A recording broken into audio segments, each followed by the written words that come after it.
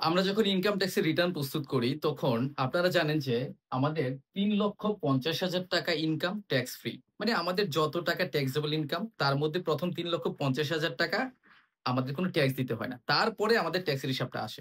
কিন্তু এবারের budget pass করার সময় বাজেটকে কেন্দ্র করে এই ট্যাক্স ফ্রি ইনকামের লিমিট বাড়ানো হয়েছে।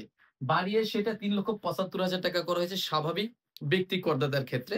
মহিলাদের ক্ষেত্রে বা মুক্তিযোদ্ধাদের ক্ষেত্রে একটু ভিন্ন আছে, আপনারা জানেন প্রতিবন্ধীদের ক্ষেত্রে অন্যান্য স্ল্যাব আছে। তো এখানে প্রশ্নটা হলো যে এই যে নতুন করে ট্যাক্স স্ল্যাব নির্ধারণ করা হলো ৩,৭৫,০০০ পর্যন্ত ট্যাক্স ফ্রি, সেটা কবে থেকে কার্যকর? এটা নিয়ে ব্যাপক মিস ইনফরমেশন আমি দেখতে পাচ্ছি। আপনাদেরকে ক্লিয়ার করে দিচ্ছি। সেটা হলো যে এই বছর মানে এখন তো জুলাই মাস ২০২৫ সালের। তাহলে এই বছর আমরা যে রিটার্ন প্রস্তুত করব সেটা কোন বছরের আয়ের উপরে?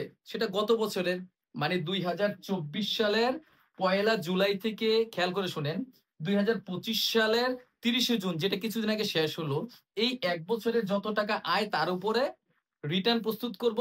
তার পরদিন থেকে যে বছর শুরু হলো মানে ২০২৫ সালের ১লা জুলাই থেকে ২০২৬ সালের ৩০শে জুন, এই ১ বছরের মধ্যে। তাহলে এই ২৪ থেকে ২৫ যেই টাইমটা, এই টাইমটায় মানে ১ বছর যেহেতু আয় করেছি, তাই এটাকে বলা হচ্ছে ইনকাম ইয়ার। আর তার পরের বছর যেহেতু হিসাবপত্র প্রস্তুত করে ট্যাক্স দিব আমরা, তাই পরের বছরটাকে বলা হচ্ছে অ্যাসেসমেন্ট ইয়ার বা ট্যাক্স ইয়ার। অর্থ আইনে স্পষ্ট তারা বলে দিয়েছে সরকার যে এই ৩,৭৫,০০০ পর্যন্ত যে ট্যাক্স ফ্রি এর নতুন লিমিট নির্ধারণ করা হয়েছে, সেটা এই ২০২৫ সালের ১লা জুলাই থেকে ২০২৬ সালের ৩০শে জুন পর্যন্ত আমরা যা আয় করব তার ভিত্তিতে তারপরে গিয়ে আমরা ট্যাক্স হিসাব করব।